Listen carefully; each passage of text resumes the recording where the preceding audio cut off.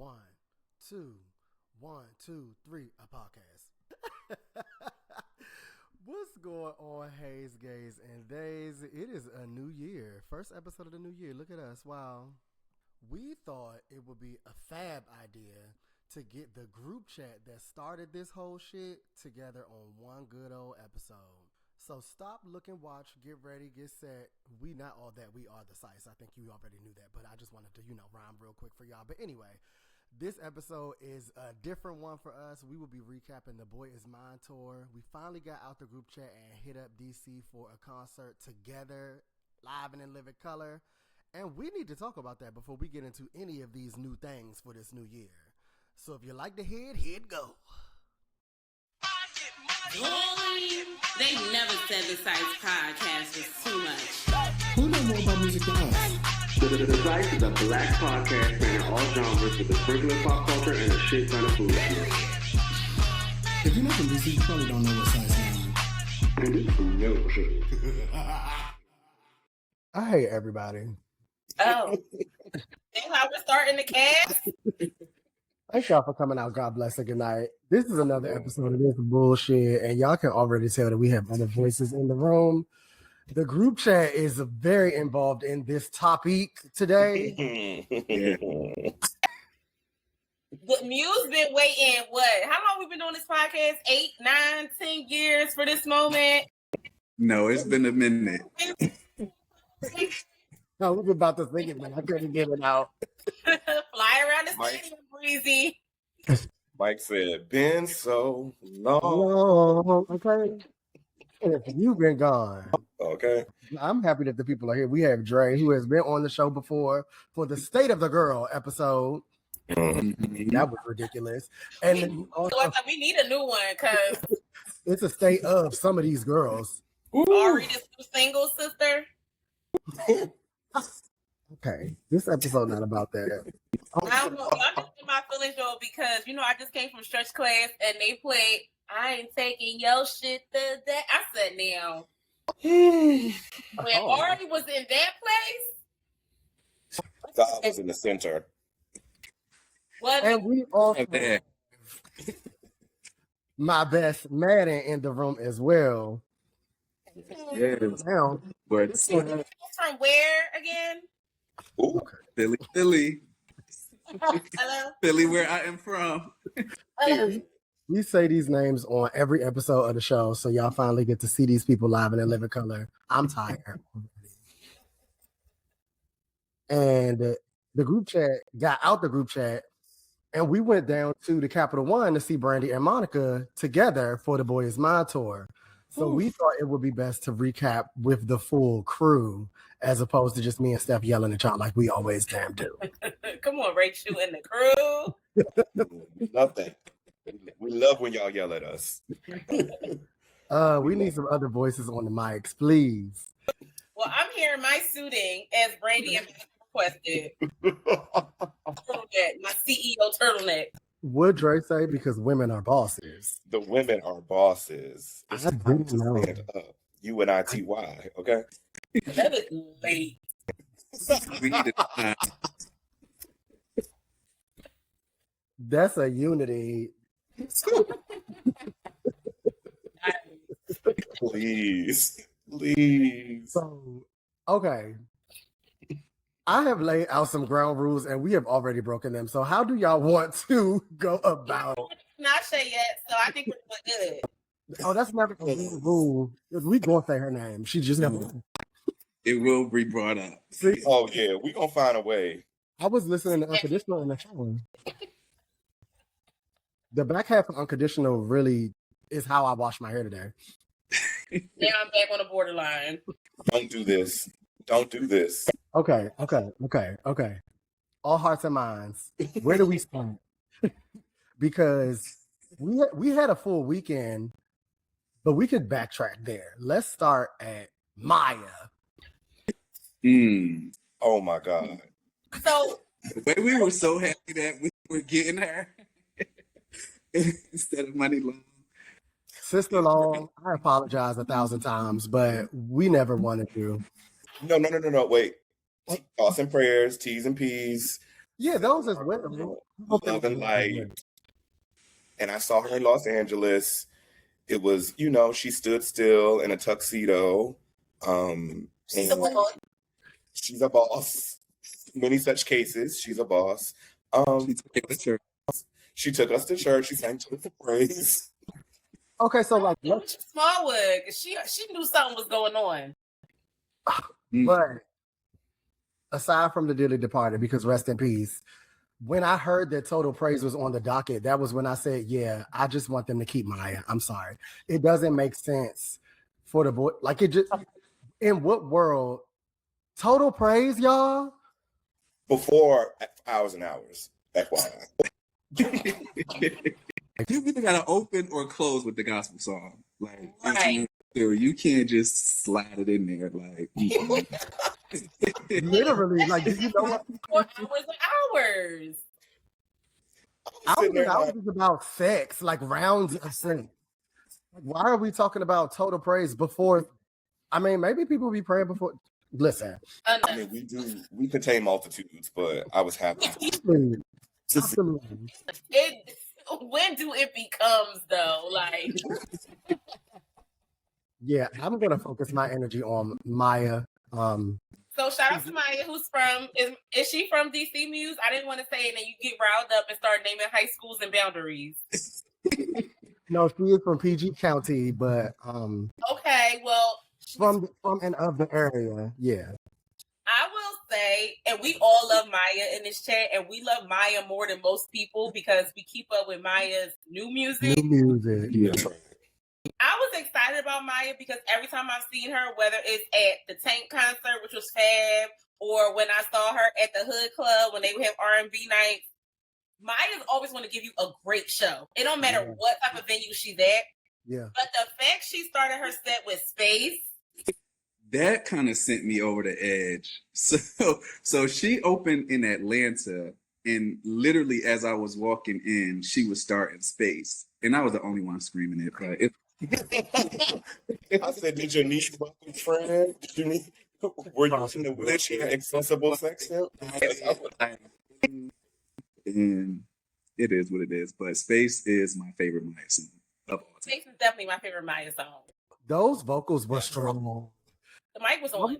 Like, she always has been able to sing, but I think that people just look at her as like a pretty voice doll. But she is like an overall well-rounded performer. The vocal cord was touched by Angel that night. Yeah, I just want everyone to just in general put some respect on that lady's name. Like, I was watching the Lilith Fair documentary last week, and she was on the Lilith Fair. Like, please. That was 98, 99. So let's like zoom out and see like this girl's a legend. And whenever you call her, she's ready. Like, get on Google Maps and like literally zoom out. I feel like she made more sense than most people in the initial lineup of this tour anyway, because Maya literally came right after the Brandy, Monica, and Aaliyah time frame. Like, she's like 4 years behind them. Yeah. So I had a ball with Maya, and she performs like, I don't know, nobody's gonna understand this, but she performed like a DC legend perform. Like, it's a certain way that people who escaped go-go and really started to make a name for themselves in the city, like actually performing. She was doing some of that. And I was like, oh, she's been watching like Chuck Brown documentaries or something. Like, why are you, it was given, if you ain't got that swing, just do that go-go thing. And I was like, do what? Someone is gonna understand that. I got lost somewhere in that, but I know that someone that's listening will touch and agree with what you're I saying. hope so. Going in the DMV. Okay. Somewhere someone is screaming in Maryland. No, Mark. Mark, when you saw Maya, did she have dancers or was that when she was just by herself? So I think the Atlanta show was the first show that she actually had her full set.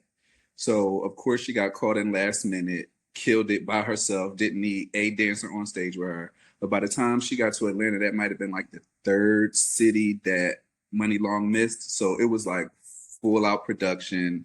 Like, she had her little props. Like, it was just perfect. Like, I was very, very, very excited that they chose her even to fill in, even though she should have been on there from the get-go. I mean, her love is like, whoa. Can I say at one point in contention though? Maya teased us so bad when she did that dance break. The screen was playing the Ready for Whatever video, but she was ready for whatever, and I was ready for whatever. Yeah, you're so right. It didn't clock to me. Before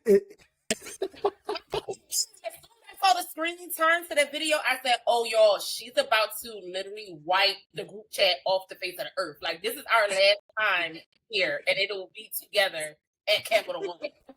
I don't think we would have been able to make it from opening to space and then putting Ready for Whatever anywhere in there. Damage got a little peekaboo on the screen too, and I actually would have had to get on stage with her. I would have. No, Corey would have descended out of the sky for that because you know Corey talking about them songs. Yeah. Corey should have came simply for the Maya section of the tour. No, seriously. I was happy about her like screen content, like again, called in last minute, like in and out. But again, like you really don't see legends like that really have their stuff together in a moment's notice. And it was just, even if it was some from prior festivals and stuff like that, like it just felt like her business is like together. Yeah. Like if you actually follow Maya, she gonna be at a Valentine's Day special. Over the summer, like she's going to be performing, making her money, and I love that. But the masses just don't get to see her in the arena off like that, so circling back to the readiness of Maya, it's always prepped. It's always something like you said, it just seemed very professional and very together. And without her being on tour all the time, she kind of give me that's how it is, like just a natural born performer. Like maybe they'll call, maybe they won't, but I got my shit on the docket, ready for whatever. Literally, that wasn't supposed to be funny, but that's what it is. And one other thing I'm gonna say about Maya is that her set during the Queens of R&B tour with 702, TLC, Cherish, Isis, her that set, I did not like Maya's set for that show. Really? It was painful because it was very like cha-cha boom, showgirl, like in Vegas. And I was like, oh no, like, because we love her so much. And so I was really disappointed on that tour. But I feel like it clocked to her and she got the memo. Like, these are like people want to hear the R&B. People want to hear, like, we don't want a pop, we don't want a salsa breakdown during Lady Marmalade. Like, girl, hit music. She just want to showcase that she's dance children. So the late seeps in, but I've never seen a bad performance. Like we all went to Soul Aquarius and she ate that stage too. Yeah. So I expected nothing but greatness, but she still took me down, like because of the song selection. I agree. We're going to forget the fact that she opened up with Space. Like that was kind of life-changing. No, it was give it, come get your baddie shame. And I likened it a lot to the Rihanna Anti tour, which turns 10 soon this year, which is crazy. But Rihanna opened that tour with Mother Mary, and it's like you really gotta be a fan. On the left side of the island. Hello. I will throw this laptop, please. And time flies. All right, enough. Yeah. Lyric children. All right. Let me get back to the boys' mom. When the girls open their tours with deep cuts, that really lets me know they thinking about the fans. Because even Mary did oh my God. A dream. A dream. Yes. I was going that song 1 or 2. Like when she played that. Not gone. Sing, Justin. She's before the arena. I said, Mary, it's only the second song, sis. And I'm laid out. With that Daniels leather. Happy birthday, Mary. Happy birthday, Mary. She posted a video like this weekend saying she was celebrating in select places. She had a smile on her face, so I was just happy for that. No, Mary been smiling lately. And the OG hair. Mary has not had that blonde in about 30 years. Like that blonde shade that only her and Faith have ever had that shade. That's quite literally. Quite literally. It was so nice to see. Mm-hmm. Well, shout out to Maya. Maya did her little one too. And reminded everybody that she is a legend. Like, I feel like a lot of times we had these legend conversations that Maya gets forgotten, but she was right there with Aaliyah and Brand and Monica and everybody else. So she was a pop star, literal pop star. And got taken to heights that the other girls didn't in the way that Brandy, Monica, and Aaliyah did. Because the Maybe Monica thing would have never happened to just any old random girl at the time. That was like specific. She was on the Michael Jackson special. Like, tribute, yep. Everybody can't do that. Everybody ain't able, and everybody doesn't get that call. So she's got to be ready. And also note that she has a Diane Warren song. So I feel like if you have a Diane Warren song, that puts you in the land of legends. Does absolutely. Absolutely. And it's the lean. Now, I would also like to talk about the piece that I missed, because we went to the bar when Kelly started. Like, we didn't go when she started. We thought we had enough time to get a drink in between. We did not. We came back. They was on a strict schedule. City to city, they was on time. Love to see it. Kelly rolling doing red wine. Like, it's moments in the tour that I was just like, we're never going to get these songs live again. Yeah. Red wine is my space as well. Ooh. So favorite Kelly Rowland song. Come on, man. Like, not everybody in the stadium knew it, but if you know, you know. Correct. But you would think that it's so many girls and gays in this fan base that red wine ain't that much of a deep cut to the people that come to see this show, right? But the people were gay. I feel like 60% of people, like 65% of people knew what time it was. Yeah. In general, for Kelly's whole set, because I feel like you can see her as like the member of Destiny's Child, or you can be like, nah, like this lady makes really, really great projects, namely that last one. Yeah, that was her most Beyonce level, I guess, album. But since the beginning of her solo career, she's given us hits. Well, and by us, I literally mean us, because everybody Kelly played out for me at the concert because she did two things that just broke my heart, y'all. Number one, why she played the beat of Without Me, but not do her verse, knowing that there is a vocal stack that she does in that verse that I submitted to Namak for like archiving and researching. Stephanie, I'm choking on this seltzer water. Kelly be forgetting who she is sometimes. Like, yeah, Kelly, step into your power. Like, she should have performed her verse from Without Me with Fantasia. If anybody that doesn't know that song. Which, by the way, I was at a St. Heron party one night, and they played Without Me, and it was actually, what's the little I don't know if he Indian little DJ boy that used to be around Solange and all of them. Kindness. I know who. Oh. And he played Without Me, and when I tell you nobody in the club knew that song, and it was nothing but black people. That's when I was like, black people not black like they used to be. Because Kindness is the one playing it, and y'all don't like this. I don't like that. And they had I was losing it because I never heard that song out before, and that song is a bop. She didn't do I'm That Chick, and Dre know where I stand with I'm That Chick. She was never. I'm That Chick supremacy, but she's never doing it. What would you do Without Me got a better chance of getting performed than that? Because of her limited time, I think she really had to stick to bona fide hits, like things that she know the audience was going to resonate with, sing along with. And I think we only got Red Wine because we bully her online, and she be online like Beyonce be online. So I was on Twitter like Red Wine. No, Madden was the emoji of the glass filled with Like Mark was a stan account. I was like, friend, do I need to mute you for it? Because again, red wine. I said red wine. It would be a video of her getting that bob clipped, and he would just put them emojis. That really is the emoji keyboard. I'm sick. Well, wait. Beyonce, can y'all talk about y'all different shows compared to DC? That's literally where I was heading. Oh, yes. So, yeah.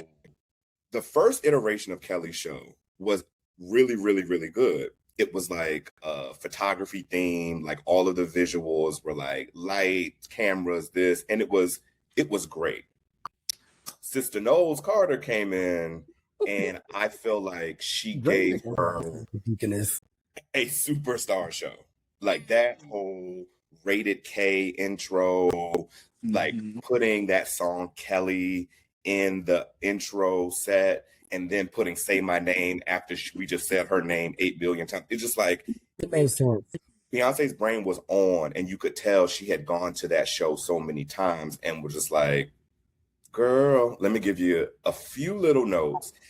And like, it just took, because the set list, again, like, I don't like the discourse online that was like, oh, Beyonce came and turned her set up and made it 100%. Like, no, the set was fire before. B just made it like bigger, better, arena, larger than life. So like, both shows were great. Yeah, that makes sense. I think the main thing was the intro. Like, so at the show that I went to, it was like some kind of like Genuine Pony mashup with awful. Damn, I can't think of Kisses Down Low. Kisses Down Low. Yeah, yes. And it was amazing. Like there was nothing that you could say about her original show if she hadn't changed. But you could see how the little nuances that Beyonce implemented or, gave advice about turned it up just, that much more. So good. Both shows were perfect. Like I was glad I got to see both versions of it. And someone said they released more money to her too. I don't know where. Well, she changed from that one black outfit to the red. So and then she went red, and then I'm trying to remember what on the ground reporting I had heard, but someone said that when Beyonce came in, and obviously the response to Kelly online and in person was like so great, and they knew she would be, but like they didn't think it would be overwhelming. And allegedly, they gave her more money to do all the extra stuff. So I've been going back because continuing to watch the tour, even though it's over, and the versions that you guys saw in your earlier shows didn't have the same amount of personality that I think we were able to get. Like there was a lot more meaningful talking to the audience. I saw a lot of just like space and rambling a bit in the beginning, but it was very like hone in on the nostalgia, talk about how we grew up together, like talk about how the audience had this music in their CD players and Walkman, and like we all still look so good, and just like tap into us all being in the same room and in the same age group. And she did that really, really well on our show. I was like, oh my, and it wasn't corny, like it didn't feel like, oh, of course, this is a legacy act tour, a nostalgia tour. Like it wasn't nostalgia porn. It was like, you know what? She's not wrong. Like we all have been together for a long time, like spending time with this music as fans. So I liked that aspect a lot, aside from the music shifts and the performance shifts. I just thought that it was nice to talk to her. I definitely agree. Yeah, I mean, Kelly turned it out. I feel like she looked amazing, and I think you saw a lot of people being like, now, wait a minute, has she always been that fine? Of course, yes. But seeing her outside of the context of Destiny's Child, outside the context of Beyonce, outside of the context of like the TV and film stuff she's been doing, which is amazing, but really getting back to like why we've known her in 97.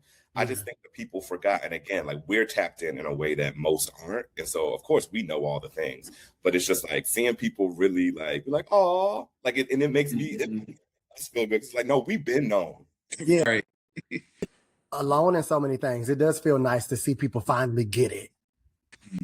Because Kelly has always been a star. She was the best dancer of the group for a very long time before they started to like make things specifically choreographed on Beyonce. Like she had her standout moments even in the group. So it was good to see her on this type of stage with other legends that people revere so much, because she deserves that.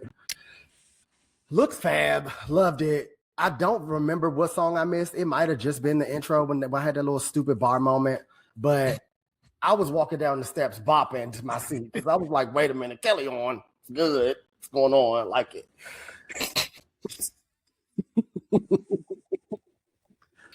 And then DJ breaks. Everybody's partying in the middle of the aisles. And then we have Brandy and Monica. Wow. Still not over it. No summer. Yeah. Really quick, I want to say one thing before we start falling out. DJs of African America, stop playing R. Kelly. Don't nobody hear that. People don't honestly think that they had to have played the same exact songs in every city because playing R. Kelly twice is crazy. Yeah. Like in Atlanta and DC, the same song. And Houston, because I saw Carrie, shout out to Carrie on Twitter, was like, no, why is the DJ playing R. Kelly right now? So that was like his little show. Yeah. That's not funny to nobody. And the young lady from that video was putting a book out in like a month. So come on, that video. I hate Stephanie. But also DC wasn't having it. Our section, like when you looked up, because we had floor seats, the seats above us, them ladies sat down. Don't make sure the aunts were actually upset off in a way that I liked. I was like, oh, so we're on the right side of history in this city. Thank you. Exactly. It was nice to see the people. Yeah. Like I didn't see the girls jamming along with me. Now Atlantis was a little different, but we not. Oh. Well, ghetto. Respectfully. We love Atlanta, but we don't expect her to be on board. Yeah. Shout out to the Atlanta listeners. That is a damn shame. Atlanta brought us together, but we know what she gives. Yeah. We gotta be honest about our girl. Yeah. Let's be honest, okay? Yeah. Okay. R. Kelly aside. Yeah. When those two ladies came out on that stage looking like superstars with that little Michael Jackson intro, I said, we're here. We're here. That was a big part of me wanting to go to this. Not only do I need to hear Brandy sing anytime that she's near me, but them getting this platform and this type of stage. I've only ever seen Brandy and Monica in very small venues or on a tour that had a whole bunch of niggas on it. Like Monica performed the center stage or something like that when I lived in Atlanta and me and Madden went for that album that y'all like. That now you better put when I'm not Deep the only song on there. And All Men Lie, depending on how I feel. The Cobra slander. That album is awful. Love you, Monica. The rest of the show don't forget Monica. Deep is a hit. Deep is a hit. Shout out to Right for me, All Men Lie, the song with the Curtis Mayfield sample. Alone in my heart. In my heart. Yeah. Saints and Sinners was my song. Had me in praise and worship one night. Oh, now. One night. I came out 20 years ago. Now you lost me with Saints and Sinners. Really? Oh, Saints and Sinners. He went out. We all got one. We all got one. Great. Monica in the Neptunes, please. Mark's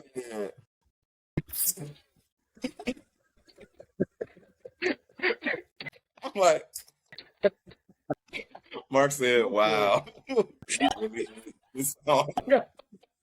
That's ridiculous because that's exactly what happened. No, correct. When the group chat has gone to Brandy and or Monica shows together, one, I want to give Madden a special shout out for when he went to whatever Brandy show and sent that whole MP3 to the chat. Email. I'll never forget it because Brandy's first song was "Why Don't You Return My Do like the drums. The live version of that song sends me up every time. Every single time. Like, I don't even listen to the studio version of that song. Why you trip by where I be? You don't ever come to see me. And secondly, I want to shout out Dre. And now Dre is here, so you can tell our story, our harrowing tale of when we went to Brandy. I don't even know what tour that was. I feel like this story has been told with and without Dre on this show already. Do it again. Was I that feel like it had to be 211. Yeah, when she was doing like spot dates. very long story, less long. We all standing in the venue in New York. It's a DJ break. We like, the DJ is like, all right, where my fellas at? Everybody's like, oh, because it's a bunch of gay boys. Then he gonna be like, all right, where the ladies at? Steph said, oh. It was 3 biological ladies in that entire Brandy concert. Which tracks? He literally told the set people to turn the lights on. The ladies. And it was like 3 of us, like. The DJ probably was like, oh, I get it. Once the lights came on. Lights back down. Cut her mic, actually. Like, you're basically at a CC Peterson Pride concert. Baby, You were at Tracks Atlanta. You were at Tracks. You were at ATL Live during the weekend. look, wrong road. Oh, whoa. Yeah, all Brandy shows are like that, though. I didn't stand alone, child, because the 2 other women were sitting in the back. We was in the standing in the front of the stage. We were all standing, but then it was like in the back is where like the seniors were sitting down at. It was 2 women. This never gets old. My favorite. Never gets old. But that wasn't the case on this tour that I have seen. The women showed up and showed out for their dolls. Yeah. Suited and booted. Because the women are bosses. No, honestly, it was very millennial in the club coded too. Like, not only women are powerful and are bosses, but it was also like when we was in the club with business casual, with vests, it just felt very. I don't like to be reminded of that time because I didn't do that, but I know it was a thing for people. Yeah. Well, the guys in Atlanta had to do it because they used to. We just couldn't get in nowhere. Every venue, like you had to have on a button up in a blazer. It was hard bottom shoe. Like that sounds like a hurt. I want to forget those days. I also blame Jay-Z for that little thing. Suit and stuff. Many things. Many things we blame. 40. You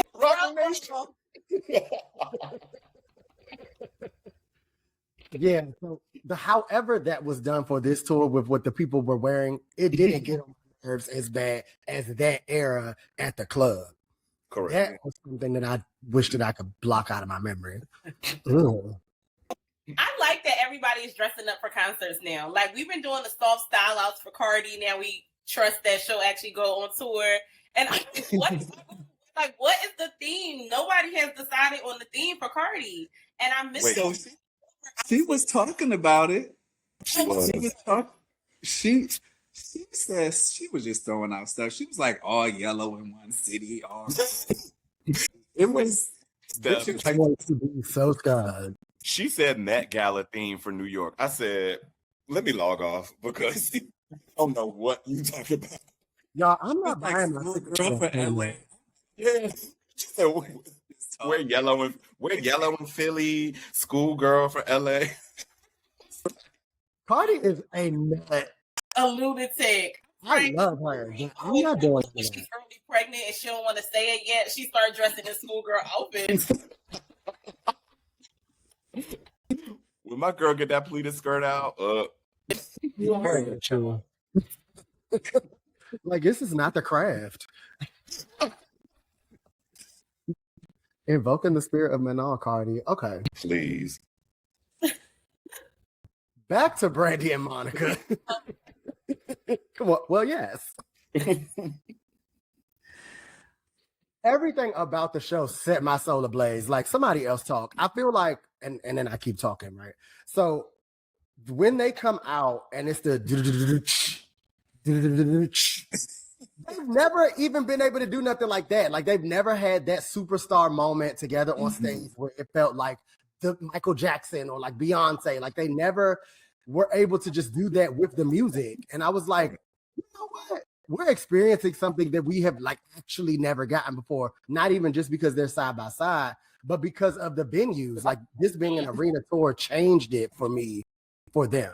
Mm-hmm. I live for that. I don't think they've ever been able to do that alone either. So Hell no.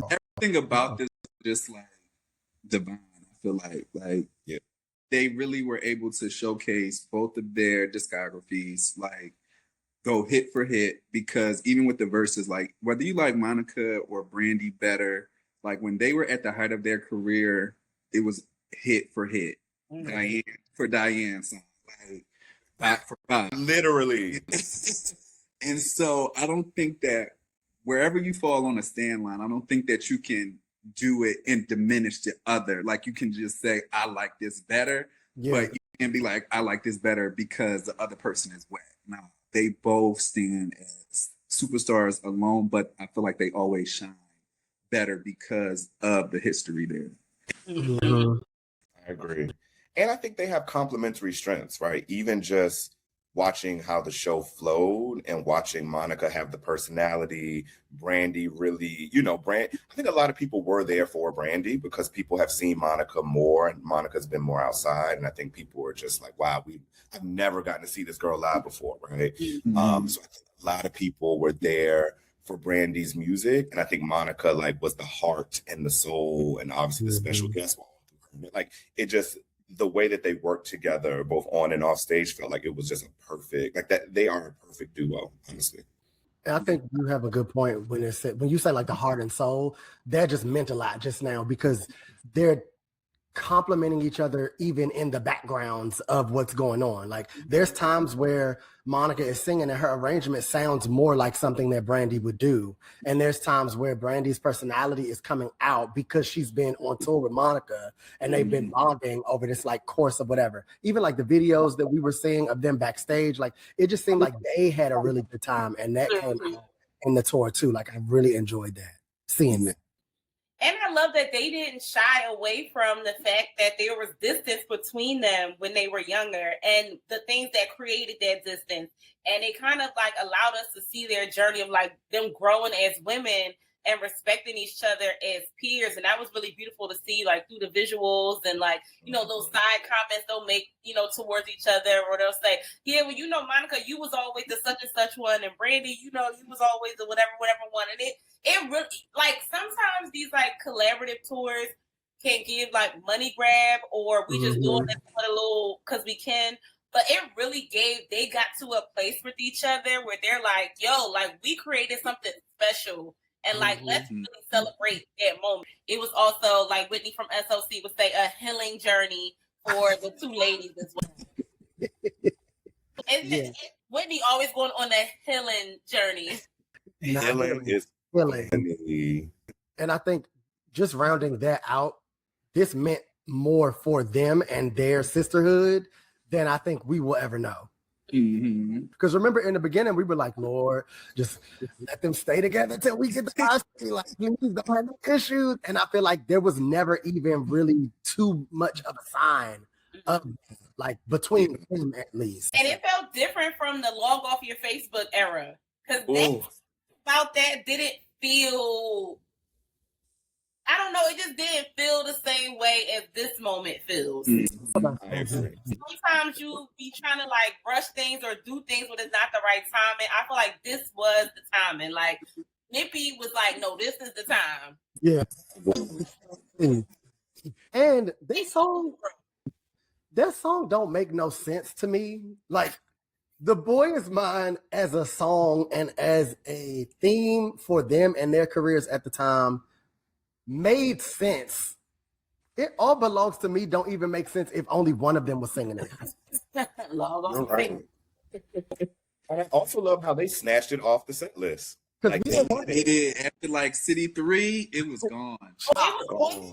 Yeah, in the beginning it was. Yeah. If Atlanta was like maybe like the 5th city, it didn't make it to Atlanta.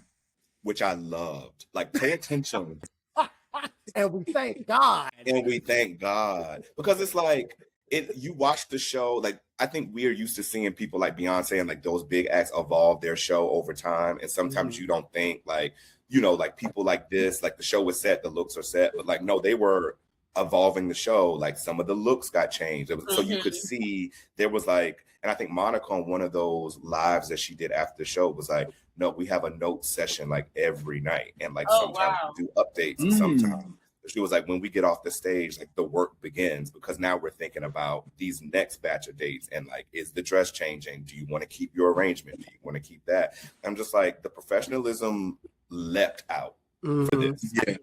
That's common as people that go to concerts all the time. Today.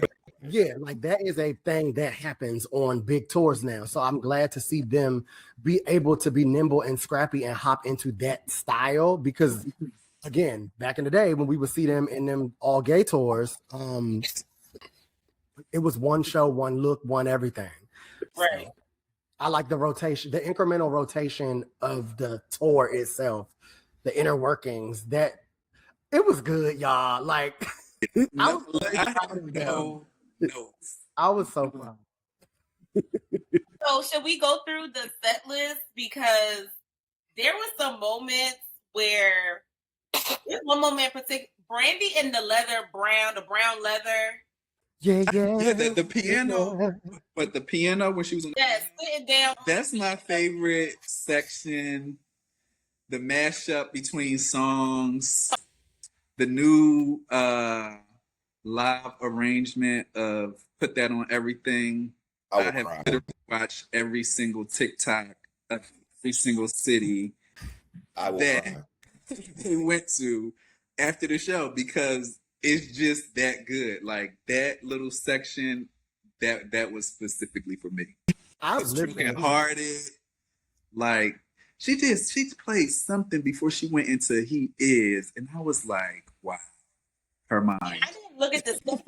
Sometimes I cheat and I'll look at the set list, but I did not. So I didn't know what was going to happen. Oof.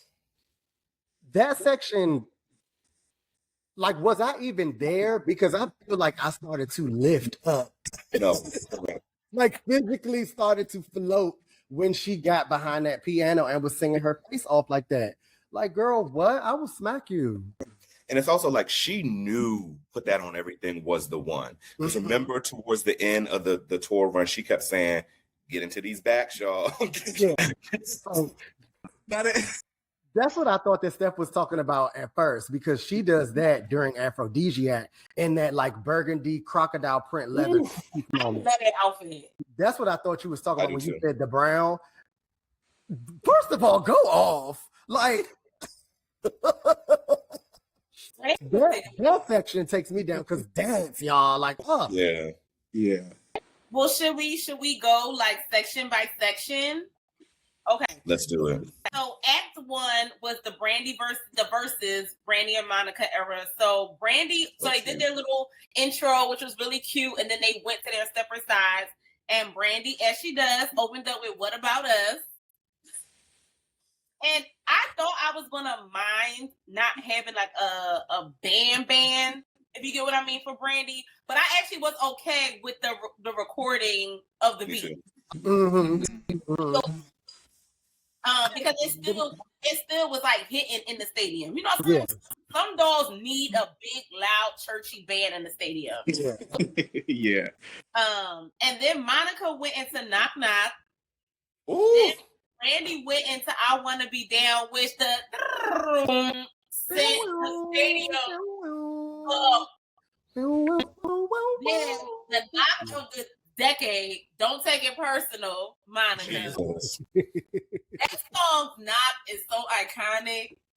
And it was cool that like the set list was so fire and so intentional that like you started with the up tempos that people love, but then your next round are both of your debut singles. Yeah. They both hit together. Like I just was like, whoever put this, I mean, it just was it was very, very smooth. It was amazing. It was like second album, first single for them both, or like second song, most popular single for them both. And then, because Monica had to save So Gone for a little later, because she got through it. So Knock Knock was a quick second for that. And then for them to come back, like you said, with their debuts, I was like, this is genius. I think I said that to you that night. I was like, this is kind of genius. It's genius. So they ate that. And then the next was after Don't Take It Personal was Best Friend Brandy. And then my favorite up-tempo Monica song, Like This and Like That. That's my too. That's my too. Really? Like this and like that is my jam. Okay. Now, why did that hit so hard? Like, I don't think I've ever heard it live. I've never heard it live for sure. The live arrangement of Like This and Like That, I was like, no, what? It sounded like a brand new song. Yeah. It did. That's Like what she this be and like. Like This. Because even on her spot date, she never puts that song in the set list. No. Like I don't even know if it was in the set list when she did the Great Escape tour. It wasn't. I don't think it was on that. So I don't know what it is with that song, and maybe it just doesn't fit like, you know, a shorter set. I don't know, whatever. But I was very, very, very excited to see that she had that in there. Fire. Yeah. And Best Friend really been hitting different as well. Like in the last, like, I've always liked that song, but it's just been starting to hit different like the last like year or so. I'm like, yo, this is such a good fucking song. Great. It's good lyrically too, from the beginning to the end. I'm like, damn. You supposed to feel like that about your best friend. Right. But I feel like before when we was young, it was like a cute little song to sing. But like, child, we done lived through some things now. The friend circle done seen some things. We done been, you know, highs, lows, all that. In between. Listen.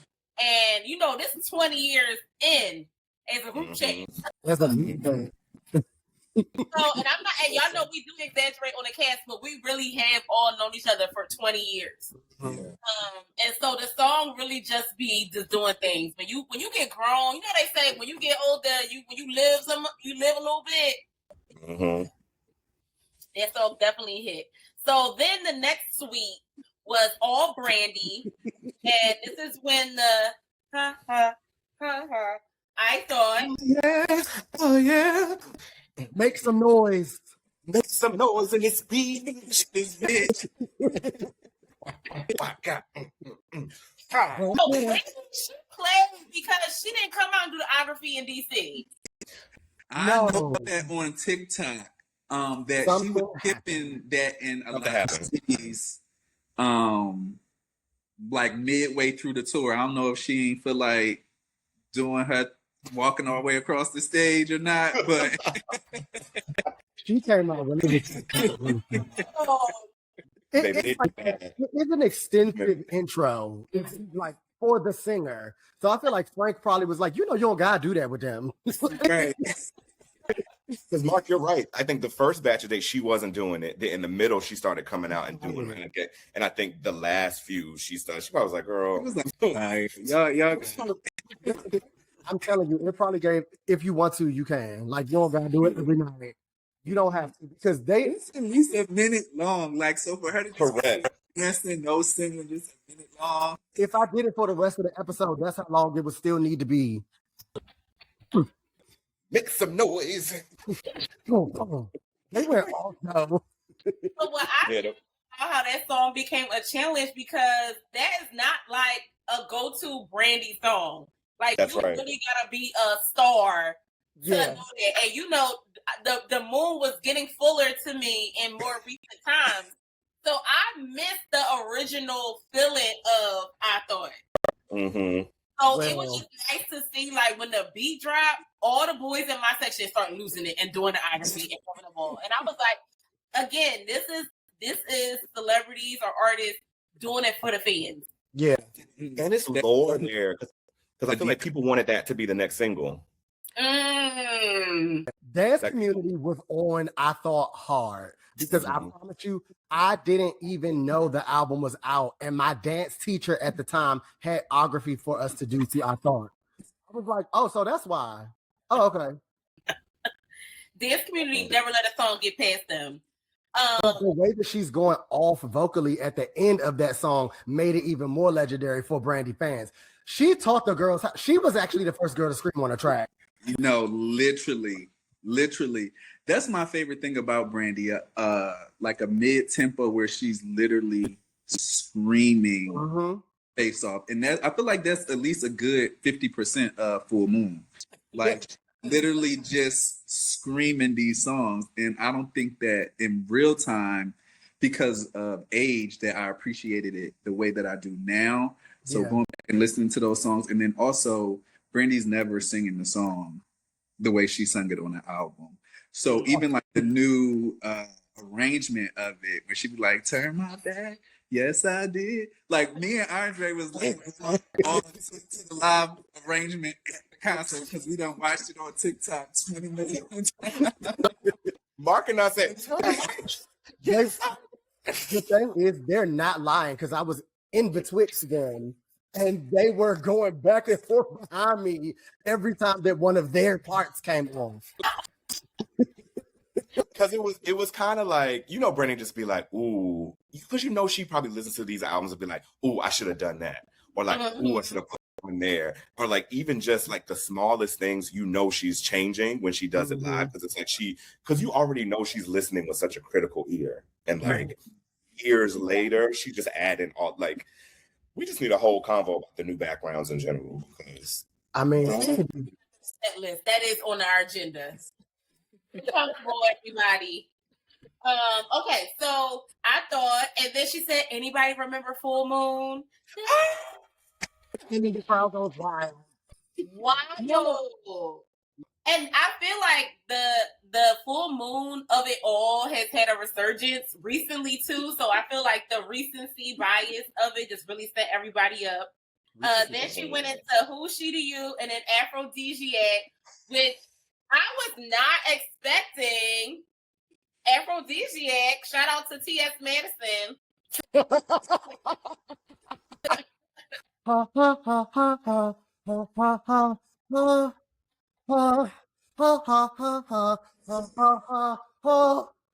then she's mad because she was like, "Oh, watch me put some extra eyes in there. Hold on, y'all thought." She said, I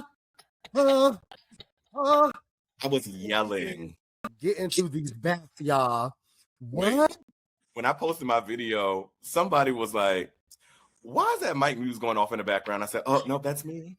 I love when it got me. I told y'all, Andre is a close second to the go off of the chair. It don't just be me. It don't just be me. I'm glad when Some of the camera like, why was that mic music going off in the back? And it wasn't. so real. So I was like, it wasn't him. We were singing down on that part though. Like, why would she do that? Running up is hard. Okay, Brandy will find an empty space. Like, she will find an empty 2 seconds and be like, how can I just be real stupid right here? The good thing, Brandy, of a song is not safe when she's in the room. Yeah, punch me in. Punch me in. Bring the beat in. Let's watch this shit. The beat be her voice. Because what? So then Monica came in, and I also want to say the little visuals in between were very cute. I loved when they were walking across the room with the clacking of the shoes. Okay, Street Symphony. Strawberry. Appreciated, because a lot of people do not be talking enough about Street Symphony. I love it. Yeah. I love Street Symphony. And she changes. We talk a lot about how Brandy elevates songs. Street Symphony do not sound like the album version when she does it live. It's so different. And then she went into Every Time the Beat Drops so she could do her little dance. Love doing that. Mark was like, she liked that little. This. She fit it at the beginning too. When Yeah. She'll probably be doing that with her kids. You know, parents love a dance they can do with their kids. her and Leia be on TikTok getting that. Exactly. I love that. And Leia, when they were showing me, I was like, Leia not 4? No. Crazy. Like, time be flying, child. Okay. Then I liked her little Atlanta mashup with the Lean With It, Rock With It, Take Me Through There, and the I'm So ATL, because y'all know one thing about Murder Mo, she's going to remind you that she is from Atlanta.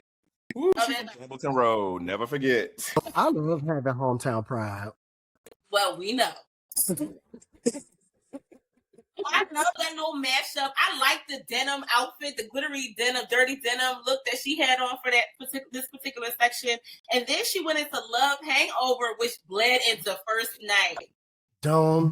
My second favorite. It sounds so good live. That sounds so good live. I love when people highlight what's up. They love that dance. Versus, I was like, Monica's such a aunt. Always got their hand like this, and then she had her hand on her stomach, and she was like, "Oh, she an aunt." But now she done made it like real choreo. It's part of the choreography now, and that is funny because who was watching her to be like, just do your dance on that part? Her little Glock choreography is crazy. Glock choreography is actually, you know what, Andre? Turn it up, huh? See, the girl going up for My First Night, Enough for Me. Like that song is about the video was good. You mean people was dancing, but it wasn't given like. Maybe because it's very high up on my Monica list that I was expecting people to be as unhinged as me when the song dropped. But I'm like, yo, this is my first. Like, what? Hit me. I want. It's definitely one of my favorite Monica songs. Like, it's up there for me. Yeah. I love that moment. Wait, remember she ended, as she was going down, she said, "Don't give it up too soon, ladies." Everybody's like... As the stage descends down, like, so you can't even see her when she's saying it. It's like, she's my aunt and been an aunt from birth. No, literally. Oh, well, with that short and sassy.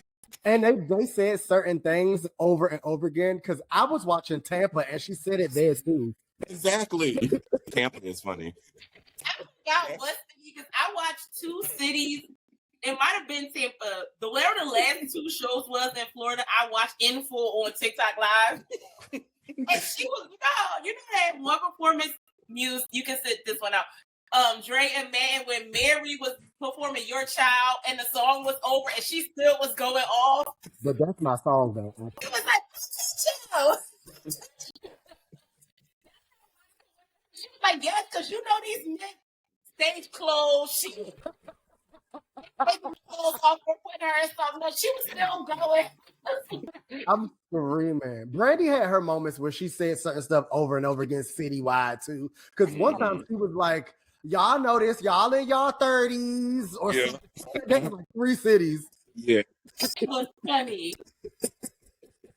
And we all are in our 30s. Yeah. You're not lying. If not older. Hello. The next +1 was the one that like tore us up so bad when Brandy sat on that piano chair in that brown leather suit with the coordinated boots and the armor chain. Yeah, like I didn't know what that was in person. I had to go rewatch cities to make sure I understood what was going on because I was like, is she a robot now or RoboCop? And she didn't want to like no more. Okay, so this is the section when she did Broken Hearted. And to put that on everything. Okay, let's talk about it. Broken Hearted, people at parties or the radio, they only play the version with Wanye. Correct. But I realized how good Brandy could sing, hearing her sing Broken Hearted, that second verse by herself. Mm-hmm. The night before the concert, me and Madden was in here watching it on YouTube, both versions. See? Like, and then to go into India.Arie's chart-topping cover of Me. And I don't know if y'all see, but India.Arie was losing her shit on Instagram at the concert. That girl, of course, she's never not. she loves Brandy. I also just want to say, in LA, I was standing near Erica Campbell, and Warren Campbell famously produced He Is. And so when she started, Erica was like, Warren Campbell! Warren Campbell! That is actually crazy. I was crying. I can see it like real auntie, like probably all in his face. Came out. I hollered. Yo, that is so funny because why we know that's what really happened. Like, you're not exaggerating at all. I said, there. no, but it was some kids there. I think it was the other sister. I think it was all their kids. Born here. I don't know. I don't think she was there, but the younger kids were there. The other sister was there. I said it's a family affair. I know we weren't married. I know we share stanship in this group chat, but when y'all be knowing cousins and like aunts of the celebrity and stuff, it like really takes me down. I'll be like, now who exactly is Gugu? A renowned stylist. Stephanie be knowing the people's god kids, and I just be like, you've never seen this girl before. What you talking? You watched the show. That was a good ass show. That show. The Fantasia show with Aunt Bunny. Correct. It's like I have a line that I have to draw. Those two shows in specific are at the line. I did it. Not the borderline. Y'all, when Brandy, like, before, like, as she was leading up to put that on everything, first of all, I feel like that was her favorite song to sing at the show. Mm-hmm. All the varying cities, she's sitting on that bench swaying and losing it. Me like, too. With the beat start, she's like gone. Correct. I wish I could remember. It's a song that she just kind of like plays before she goes in to put that on everything, which is like another hit, but she doesn't actually sing. It's just like a part of the mashup. I'm gonna think of. She does. At some point, right here, Departed comes on at some point too. Okay, Mark, you're talking about it is when she's like, "Love is everything." And Yes. And without it, I'm nothing. That's what it is.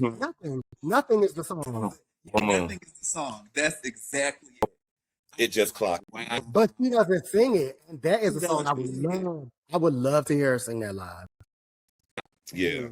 I feel like Put That on Everything was the song that updated the most in terms of like live vocal arrangement, live backgrounds. So I felt like she was probably so excited because we had never heard Put That on Everything on any previous performance. We'd never heard an updated version. We'd never heard her with her like newer, deeper, raspier voice and her like better falsetto. So I feel like the music nerd in her was just like, no, y'all are gonna flip when y'all hear me sing this shit. And we did, Brandy. And we did. And did. And my section didn't know the song like that, so it was really on me, UK Jamal, and these other boys that was 2 rows in front of us to hold the section down. Because everybody else was just kind of swaying. But when that was on, we were like, shout out to UK Jamal. What she was going to sing. And I would never in a million years think that she would do Put That on Everything. Also, shout out to JR from R&B Representatives. I know that's his cut as well. Like, I was not expecting her to do that. I was shaking. Oh, so good. That is the song, though. So, like, I like to know she like it as much as us. Because when you putting together a set list for the fans and you really bringing out their favorites, you don't sing it like that if it's not one of your favorites too. I agree. Wow. I gotta bring this up. I think there was probably a battle during that set list meeting between When You Touch Me and Put That on Everything. Oh, yeah, because us not getting When You Touch Me does not sit well with me. You gotta choose your battle. I didn't think about that. You gotta choose your pick one. Because it's going in that section. And so I think you have to like pick a lane of like your fan favorite deep cut slow jam. And we know she loves When You Touch Me from the verses. Like, I wouldn't have made it. It's not even a question. I wouldn't have made it through the rest of the show. Good point, Ray. That's a good point.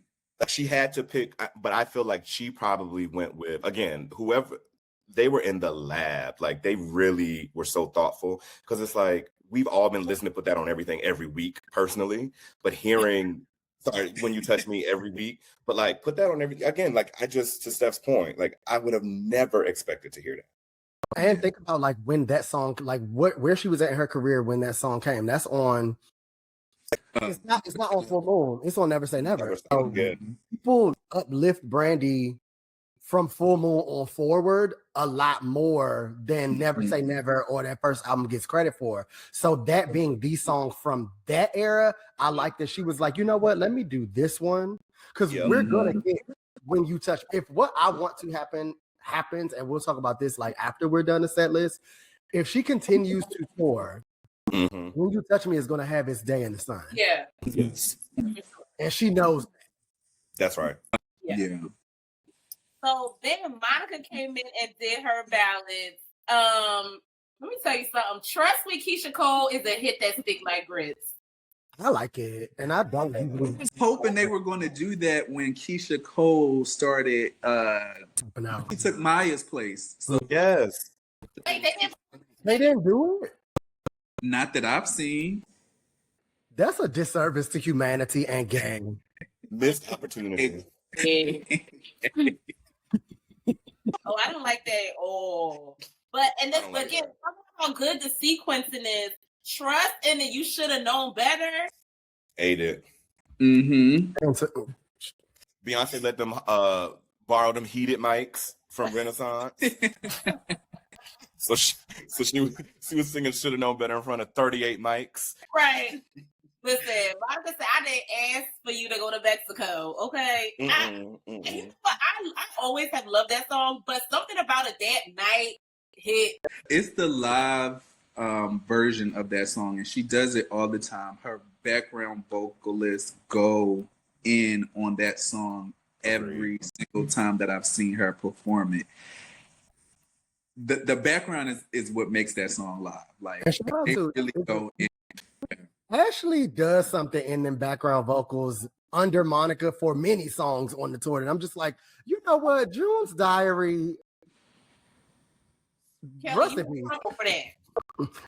and she sang backgrounds for Brandy too during the piano set.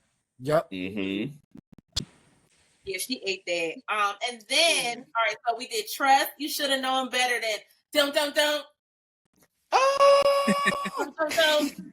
Let me tell you, Love All Over Me.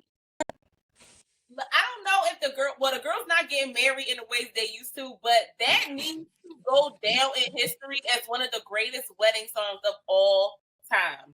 It's so pretty. It's Your Soul, We Must Be in Love, and Kenny Lattimore, The Way You Talk, whatever the real name of the song is. Stephanie. For You? No, that's Jesse Powell, and that one also is in the Black Wedding Hall of Fame. I don't know the real name of the song, and neither do y'all, because none of y'all sat up and said it. So, but y'all know the co-host. All Over Me is such a beautiful song, and you know Monica in love now, y'all. So she's really singing with conviction. And the people were going off too. I feel like this little section, people were really like the aunts haunting during particularly You Should Have Known Better, because to Mark's point, like this is on these Chitlin Circuit shows, like that's her hit. Yeah. People go off to like these songs. Yeah. I'm crying. And then Brandy kind of rolls back up and did Almost Doesn't Count. The new arrangement of Almost Doesn't Count at this tour has a hesitation. I will cry right now. Please. That one particular change has elevated the group chat in ways we never knew was possible. And it wasn't until Mark called it out, because I was like, why do I love this so much? And then Mark was like, it's hesitation. I said, that's what it is. Well, it's crazy because remember, I texted y'all like very recently that specific change has been in her performing Almost Doesn't Count for a while, and we've been paying it. It's something about this tour, y'all. It is something on this tour because it was being uplifted in ways. I was like, wait, she been doing that, and I never paid attention to it before. Yeah. My heart is never really sure. Okay. Woo. Okay, wait. When Brandy said, again, you gotta get grown. She said, I'm gonna find me somebody. Oh. You know that's right, Brand. Brandy. Because Brandy's gonna find her somebody that's not afraid to let go. Andre did the Jill Scott off the Tyler Perry movie. He said, "Oh, Taylor." Album coming soon. Oh, can't wait. All her interviews have been fab. Jill new album, like intoxicating. Like, can't wait. I just like to hear her talk. Yeah. Same. I'm almost done her. Angie Moore, iconic. Oh, a fab interview. I watched between that and R&B Money. I was like, Jill, give me this album. Right. Tonight. She done put her post on Instagram, worked on the album. I was like, go ahead. Oh, that's beautiful. Oh, I love stuff like that, actually. Yeah. Okay, so then we go back to the back and forth of it all, and Brandy does she does the beat of Talk About Our Love, but doesn't do the song. But it goes, baby, I really forgot how crazy the bass was on that debut album. And the tour reminded me how good the bass playing was, because all of those songs are so bass heavy. Correct. And then it went to Sitting Up in My Room, which turned 30 in 2025. Top of the World, shout out the Mace. Then Monica did Before You Walk Out of My Life. Was that when she brought the shoes out, y'all? Yeah. That little bit is so funny to me. Like, and of course she did every city, but it's funny every time she does. I think it's hilarious. Here we are face to face, brings out shoes. With the spotlight on the shoes. So, and they're not the exact pair of shoes because they got a little bedazzling for stage now. Like, not trying to drag up the shoe. It's so funny to me. Dragcrystals.com. The internet will never let her live the shoes. Monica Beverly Hills. Monica Beverly Hills shoe. Never going to let her live it up. And then it's funny. I started talking about these shoes, and the crowd was like, no. That is what happened. That is. It's funny to me. And then I changed. I used to be, some parts of me are so sad, but other parts of me are so gone over. Hit. Odds up. Baby, this song stadium. Everybody was losing it. They do not play about kicking out that door, Mike. They really don't play about kicking down the door. Neither do she. She loved doing that song. Look, They get higher and higher every city. So I'm gonna be stretching now. She do a 6 o'clock at the end of the tour. Quite literally. You Monica ain't handle. Okay. It's a damn shame. We're not. Monica is so odd. That's what, it's one thing that she ghetto and she Atlanta, but it's the layer of aunt on top of it that make it all the funnier. I agree. She's perfect. She's perfect. So now we're at the final section, which was getting a lot of traction online. As I was saying to our co-host last year, Angel in Disguise really been hitting me differently in 2025 from a vocal perspective. Hello. And Brandy cut up even worse at the tour. She did. Shout out to Joan again. Just always. It's always shout out. It's always shout out to Joan. Mm-hmm. And again, another very chic sequencing moment after Brandy sings Angel in Disguise. They're on stage together at this point, and Monica does Angel of Mine. That was literally perfect. It was so good. Mm. Their minds. Andre said it earlier about the back and forth of the first and second singles, first and second albums, first and second single moment, but even just the wordplay in the sequencing of the set list. Y'all are eating this in the name. Correct. Wow. I love that. Then they did their Whitney tribute where they sang I Want to Dance with Somebody. Brandy was going off so bad at the end. And then the artist, she was like, oh, guys. girl. I love that we don't know. 20 minutes longer. We don't know which part of her personality is actually like in the script or like what she just going off about, because that's how kooky it is sometimes. I love it. I was like, is this part of the show, or is like she really, really going off right now and then got to stop herself? And Monica like let her have it, which was I think the overarching theme of this whole thing. Like I think there's obviously some things that Monica now knows about Brandy and about that time and the whole setup. Like I just think I saw Monica be so graceful and caring and just like, this girl got to have her moment because she's been through so much that we probably don't even like. We think we know, we probably don't even know. Mm-hmm. Diary of Brandy. Okay.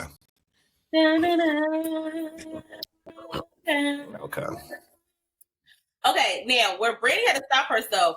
Now, I watched many cities, but I don't think Brandy got as emotional for Have You Ever as much as she did in DC. I agree. She was before LA, she wasn't crying at all. She sang her little song. She was like, Brandy gonna go off and then just sit there. Like she just didn't do something. Like it was nothing to her. Yeah. Right. Brian Press, and he posted her singing it. Sister started getting emotional. But at our show, y'all, Brandy cried so bad. Like it stopped the show for a little bit because she was crying so hard. Monica was sitting there letting her cry at first, and then got up and like because she was crying so bad. That sent me over. Powered through. She powered through. Like I didn't hear no vocal cracks. Like it didn't stop the show for real. Talks about why you didn't hear no vocal. We'll get to it. But yeah, like saying the rafters down of Capital One for Have You Ever. Yeah. And then it went into Monica's For You I Will, her Diane Warren Excellency. And Monica is in a loving place in her life, so she dedicated it to her man. And it was like the screen was like wind chimes and waves. She said she's retired from kicking down the doors. That was her little speech before she sang For You I Will. And I love that song so much. And yeah. It's a beautiful song. And I feel like Monica, with all of the vocal issues she's been having, like it was also nice to see Brandy was doing her ad-libs like off to the side. So there was like a camaraderie there where you could see Monica pushing through, trying to do these shows. And obviously Brandy knows that. She probably helped her with some of those vocal choices. So it's like that part with those two songs, I thought that was just so sweet. Mm-hmm. They was out there in there all white, looking angelic. Black angels. And when we talked about the edits of the garments, the dress the white dress Monica landed on was the dress. Landed funny. Oh, that was the dress. It's a perfect dress. Yeah. Because remember the one before had that column in the back, respectfully? It looked restrictive. Not that column. I don't think that's too many shows. I thought we got the nicer styling choices that we've seen of the shows. Like DC, they came like it wasn't. I didn't have any notes. Did Brandy wear the brown at our show, or was it the black and red? Because that was my favorite Brandy outfit. We wore the black and red from one song at our show. Yeah. Oh, okay. When it's like an orange moon, word to Erica Badu. Yes. Those are different. Got you. Crazy. So pretty. Our son. Okay. And then I think episode, y'all. Then like after she did the red in DC, I think then that blazer became black. for the Florida shows. I was like, okay, where are the options, dolls? Yeah. Where are the options? Brandy looked very nice the entire time. And I mean, Monica is a fashioned girl in her own right. Like, she's looked to for wearing certain stuff just because of Instagram, honestly. Like, we know her to give. But seeing Brandy styled specifically was nice too. Because that's not that you always girl. Yeah. Yeah, that's true. Monica got 10 photo shoots a day on Instagram. You know what she's doing, what she wearing, what her hair look like. Yeah. Yeah, like the way we miss Brandy. So, and then the final song, of course, y'all, was The Boy Is Mine. And my phone died, so I don't even have the footage. And then it was such a triumphant moment. I honestly hope they recorded it because I would love a documentary special. Me too. Bring DVDs back. Where's the Blu-ray? Yeah. That would be fire. We've said it in so many words already, but I just think that this tour meant so much to the fans and the people on it. Like, all of the acts, not even just Brandy and Monica. So it was a time in the Lord for me. Mm-hmm.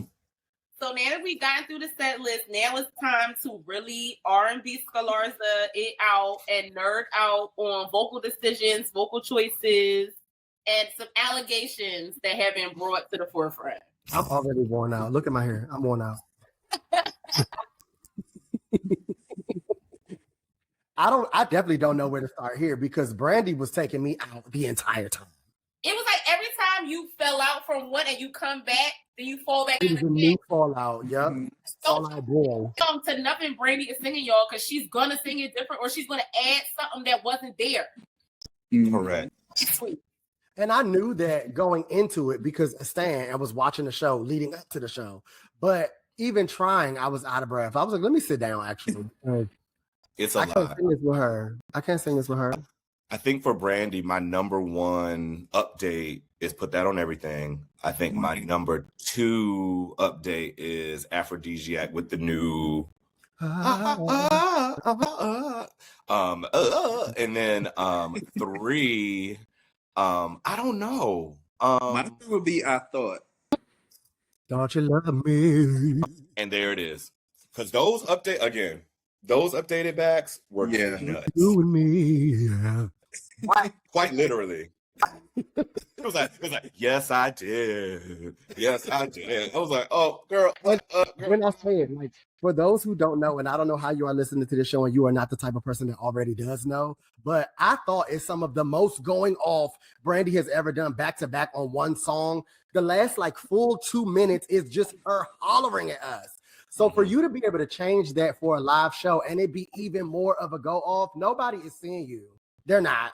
Yeah, we should specify to people that didn't go to the show that like Brandy, Monica had like regular background singers and like the band was on a little 1-2 and stuff. But Brandy actually was her own background vocal for majority of the song. So it's like she went in the studio, re-recorded the backgrounds of every single song. None of the backgrounds are the same as they are on the album. Yeah. So, aside from like that one time that Ashley comes out and is singing with her. Right. And that's still mostly her. Like she's still there.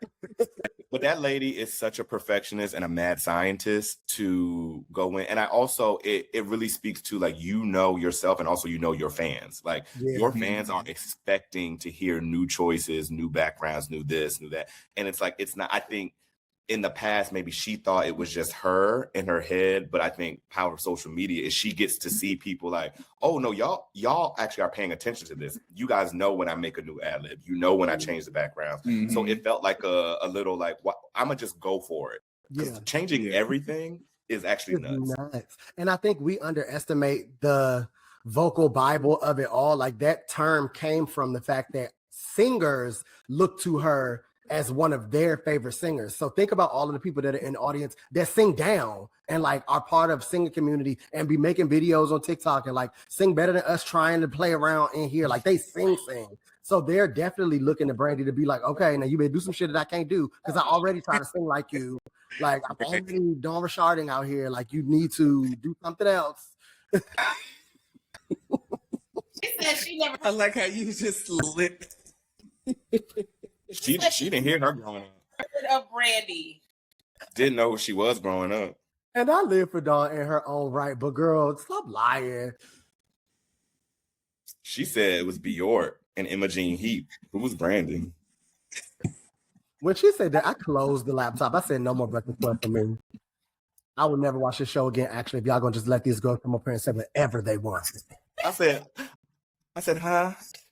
I said, Just huh? all from the state. And her name is Dawn Richards. The name.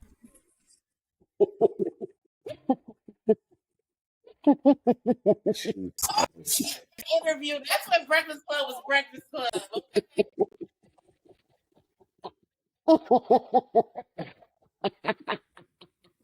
Aubrey said, first of all, baby, that chopper. No, I do not care. Look, y'all coming back for the Danny Kane episode? I ain't trying to be rude. Sing Dawn. I have PTSD from that show. Please. Let's get back to Brandy and Monica. We don't want to bring up no bad feelings at a Danny reunion, child. No more bad news. No more bad news. So, okay, y'all, we have to bridge this conversation because it is happening in Star community. If y'all don't know, Brandy stands are called stars. Stop reminding them of that. Are called doves. And Kelly Rowland stands are Roland Stone. And Maya was just there temporarily, so I hate our spaces. Space bars. Monica better not be calling them people doves anymore. Not 2026. I've never heard Brandy call a star a star. I know that Monica is still calling them doves. I'm gonna look at see if any stand pages are still referring to themselves as doves. I think it is time for a rebrand and a rename. But okay, so because Brandy stands are so intense and know everything that Brandy does, one of the stars was on TikTok and said, "Oh no, I know this vocal. This is the same vocal from when she recorded XYZ on November 12th, 2020, and then did the side by side." And I gagged at the allegation. But at the end of the day, I don't care about a pre-record because you know what? I know that's her singing. Yep. Yeah. I think that we as a community have to stop listing lip syncing and pre-recording as the same things. That's right. Brandy is not up there being Milli Vanilli. It was her voice, whether she did it then and there or not. And we let a lot of other girls that are bigger names get away with the exact same thing, and no one says anything. I go on record and say this every time pre-records come up. Beyonce has never sung Naughty Girl live, ever. But because Brandy got caught with the side-by-side from that November 20th, 2020, and it's the matching, and it's got the little, you know, when it's the little radar, the vocal stems, and they match them together. Because I hate Brandy gays. I hate Brandy gays. But also we have that's crazy. But you also have to remember that these women are professional singers who are trained to protect their voice.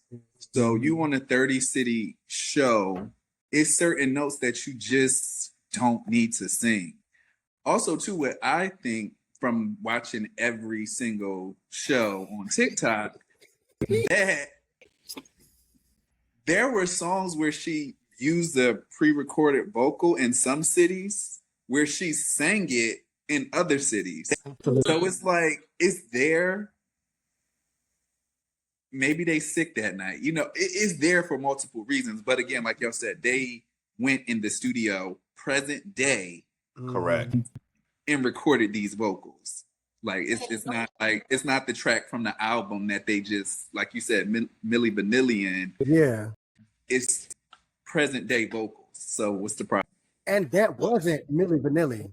It is these girls. Right. And I was gonna say, some of us on this screen right now, we're at a show where one of our faves pressed play on an Apple playlist and did not even breathe on the microphone and did not re-record a fucking thing. and we all had a ball, and we didn't say nothing about it. So the fact that Brandy re-recorded 20 to 25 songs in a completely different way, I don't give a shit if she's lip-syncing that for the however many seconds. Because I know this is not the album. You cannot sync Have You Ever on Never Say Never and Have You Ever in any city of this tour, and it's going to match up. Yeah. All right. The fact that she has the power and the fortitude to weave in and out of like, okay, tonight I'll use it, tomorrow I won't. Like, think about how crazy you have to be to even go in and out like that. Like, I'm bringing her up again, but Beyonce has actually pre-recorded cities, like specific cities. Like, I'm going to do it this way in Houston, but when I come to DC, I'm still not going to sing it, and it's going to be completely different. That's right. So I don't give Brandy no flack for it, as long as it matches. And the thing is, I can't tell when I'm there. Like, she's so good at whatever this is. It's not like I'm noticing. I think that she's doing it then. I have to go back and find out that it's not. Like, child, I just hate that we always have to go through this. Like, every time one of these big girls go out and they get discovered for doing it is this whole fake backlash, and people are making 10-minute videos. I'm just like, we have, and maybe just because we're older and we've been to 1,000,003 shows, we just know how it works, and it's like, it's okay. But it's just, I just felt like this was such a beautiful, big moment for these two ladies and the people that supported them. Like, I'm just like, is this really necessary? Because you went to the show and you had a blast. Yeah. It's not, it's so unnecessary to me. Sing necessary. And write the song CeeLo and Faith. Wait, what? For real? Iconic. So I didn't know Faith Renee was all in Nelson. She's got credits on that song. It's and now I think about it, it's all because I love you. That's a Faith melody. I do. Wow, come on the cast, Faith. I got a couple of things to say to you. I bet. Bring me back for that episode. Okay. Lord, I'm here now. I'm coming back. We'll sit. It took us a minute to get Madden on here. We had Corey, we had Drake twice. Listen, we'll sit backstage. We'll sit backstage. We take the cast photos now. Sorry, I woke up Milo. We'll tag y'all in for certain moments, because I actually, again, listen to our 2025 anniversary episode. But them last 3 songs on the debut album, I actually need Faith to only come on the cast and talk for 2 hours about reasons. Don't be afraid and give me the reason. Yeah, I will scream. Yeah, come on again. Chucky Thompson. Back to pre-recording, Monica is not exempt. But I also know that because of all that Brandy is doing, it may be easier to clock or gag about, but this is something that happens tour-wide for most big shows. It's not like we don't live in the days of Tina Turner and Patti LaBelle where it's like a badge of honor to sing live the entire time for your entire career. Them ladies love them to death, but they also don't sound like they used to. Brandy still sounds as good, if not better, than when we first heard these songs. And that is a testament to the preservation of vocal cords by way of a little yin yin yang around the pre-record in DC. And I feel like Monica was being hella transparent. Like, the reason my voice was sounding like that was ABCD, and then I had to get the surgery in it. So it's like, she knows that there were moments that she was making choices. Monica famously does sing most of those shows live, like those Chitlin Circus shows. But she was really honest, like, I wasn't always sounding the best. And it was nice to hear her with like a clear, direct vocal. She sounded amazing. Something switched, I think, for Monica vocally, because she sounded more like herself on this tour than I've ever heard. And I've seen her live several times. There was a point when like Love All Over Me and the song that has the Silly of Me sample, where she was starting to sing differently, and I no longer liked it. And I was like, I used to be more Monica than I am Brandy before Full Moon. So what is my girl doing? And I think that she has reverted or like started to take care of her voice in a better way. And it's noticeable. Yeah. I think during the Nicki Minaj tour, I forgot about that. She started sounding like more like herself again. Okay. It got like a little churchy for a minute. Mm-hmm. You know, Fantasia sings. Me, how Fantasia sings her songs. I feel like Monica was starting to do that a little bit, but now it's back to what we know and love from Monica. So it was needed. It was needed. And it's also like, you're not about to tour with this crazy lady who's redoing her backgrounds and re-singing stuff. Like, be clear about who you finna go on this stage with. Like, we friends now, but you don't let me outdo you. Okay. And that's what I liked a lot leaving the tour. I didn't, because I am, again, more Brandy now. Like, I revisit her discography more now, just as we grow in music, but I enjoy them equally. And it was nice to see them equally, as opposed to Brandy ate that and then sitting down for Monica parts. It didn't give at all.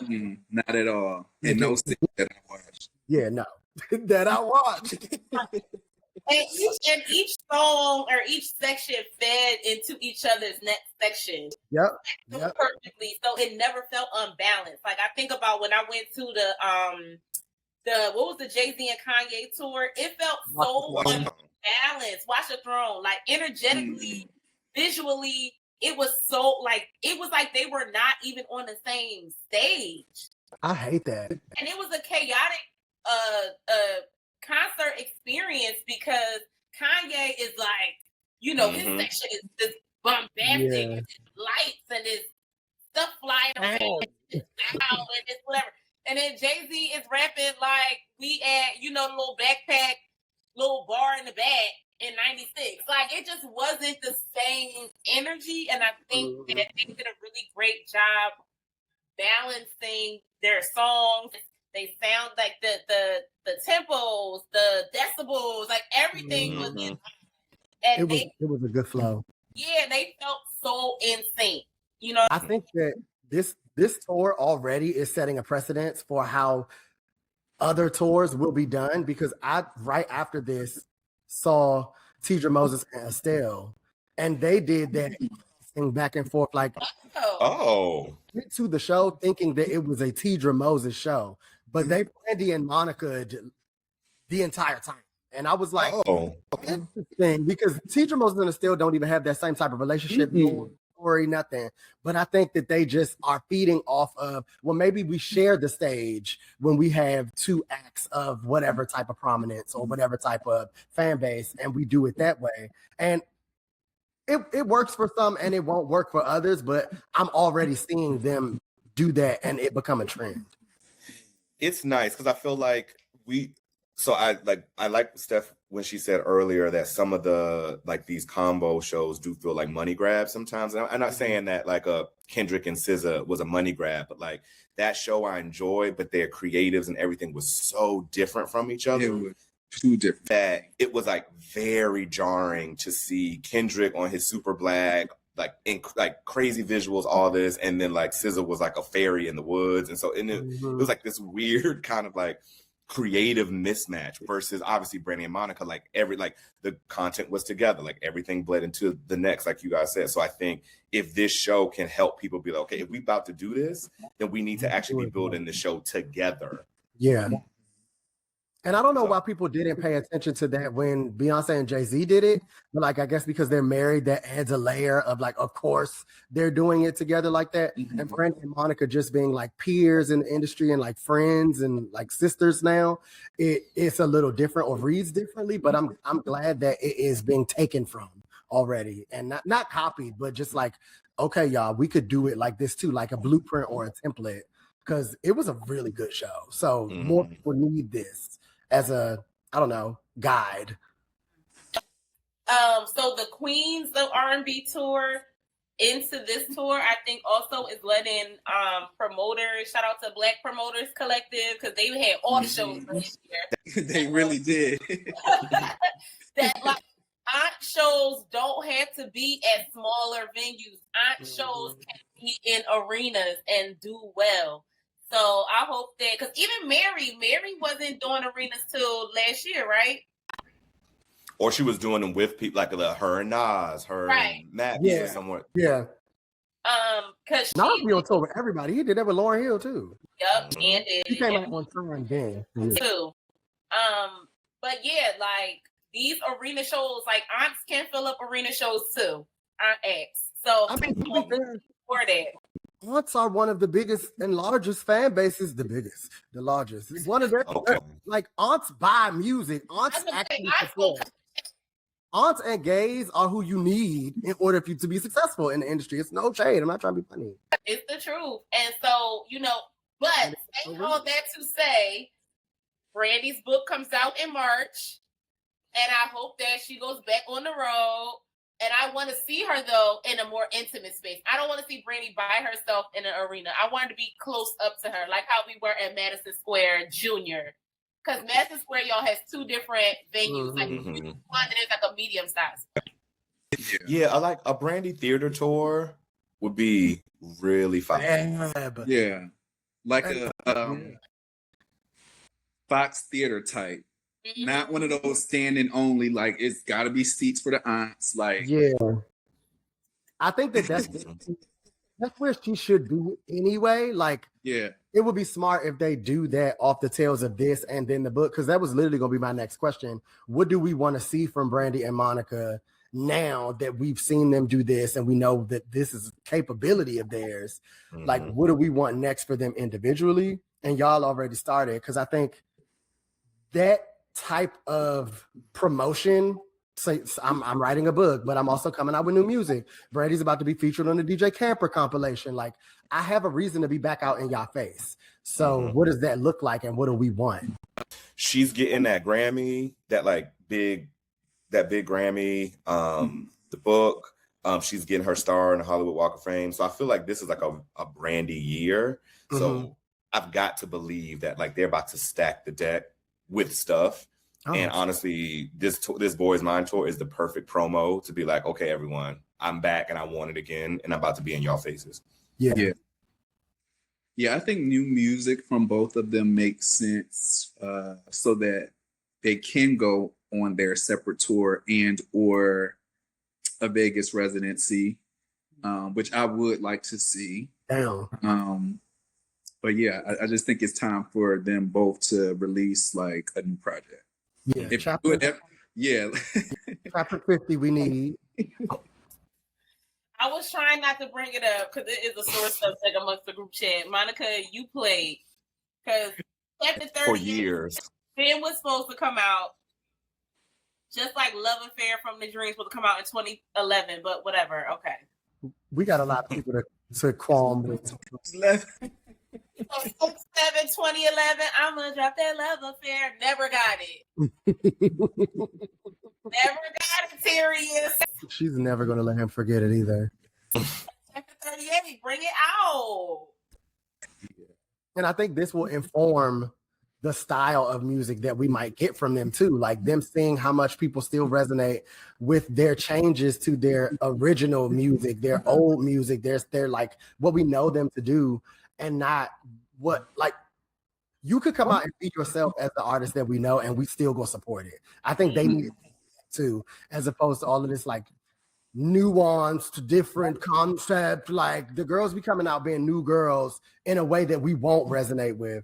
And I'm glad that they see that we can take it how y'all give it to us.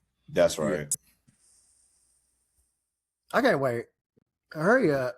I'm buying a book and I want to listen to the audio because I'm not going back to reading artists' books. Y'all need to sing to me. So Brandy, I will be getting that Audible. Mariah turned that out. That was stellar. Yeah. I wouldn't have even read that if I wasn't in that random COVID gay book club, but I was in that and I was like, because everybody were reading Brandy as a group. We'll chat offline. We don't have that much time left. It's time to go. I was in that was a thing. We'll chat. But I listened to the audiobook and it informed me. COVID gay book chat is. I read a lot of books during COVID because of the gays. And on that note, Mariah Carey being one of them certainly makes sense. That's look, babe. Tracks. Duh. First book on the list. The inaugural selection. Memoirs. Ooh, sing right. But yeah, this was, first of all, it was so fun to get out the group chat because none of us live in the same city and we talk all day, every day, but it's nice to be in person. So one, it was just a fun ass time because then we went back to the house and rewatched another city of the time. Look, pre-gamed at the house, had a whole Star Dove coalition in here, then went to the show, then came back and did the same thing all over again. Go home. Yeah. It was bad. literally the first time that we've ever actually all at the same time made it to a show out the group chat. We've done it like, me and Muse or me and Dre or me and Steph. Yeah. For K1, but all of us together. So this was like the perfect time because this is literally the name of our group chat. Right. Yes. So I'm looking forward to our gay book club. I'm looking forward to our next tour date. Looking forward to Corey's next skin recommendation because Faded Girl, you have peaked and not in a good way. I need a replacement. Your days are numbered. You said topicals where? Yeah. Bottomicals. So much for coming on the cast. Muse been wanting y'all to be full time, but maybe we could do a quarterly thing, Muse. Cute. That could be fun. Let's see how this sounds once I start editing it first. And y'all know where to find us, wherever you get your podcast, and of course, Looking Fab in our suiting on YouTube. Like, comment, subscribe, smash the like button. You know they gotta say all the things they say on YouTube. And Notifications. turn on your notifications. Like, I'm leaving. Oh my God. Follow us everywhere at the Psyce Podcast. And y'all can get on my nerves in the group chat. Happy New Year, everybody. Okay, bye. Love y'all. A show.